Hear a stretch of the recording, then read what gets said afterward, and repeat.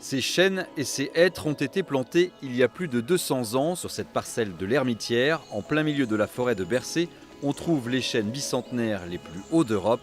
La forêt est domaniale sous l'égide de l'ONF, l'Office national des forêts, qui a la charge d'en exploiter les ressources, c'est-à-dire d'en vendre les essences les plus rentables.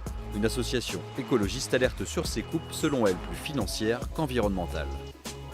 C'est des millions d'euros qu'il y a ici, bien entendu. À plus de 10 000 euros l'arbre, les arbres les plus beaux, on est à plus de 10 000 euros quand le diamètre est important. Ça représente des sommes financières, au bout du compte, qui sont non négligeables. Ici, les variétés de chênes sessiles les plus petits peuvent dépasser les 40 mètres et abriter une biodiversité difficile à trouver ailleurs.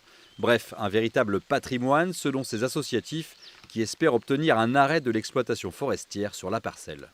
Il faut les sanctuariser, faire ce qui a été fait en forêt de Tronchet avec la Futée Colbert 2, c'est-à-dire qu'ils ont sanctuarisé une partie de la forêt qui est à peu près d'une taille un peu plus petite qu'ici, avec des arbres de 200 ans qui atteignent au maximum 42 mètres et 3,20 mètres, 3,30 mètres de circonférence.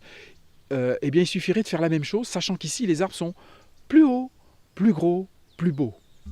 L'association a lancé une pétition sur Internet en ce sens pour mobiliser le grand public sur le sort de ces grands arbres. Quant à l'ONF, sollicité à plusieurs reprises, l'Office n'a pour l'instant donné aucune suite à nos demandes.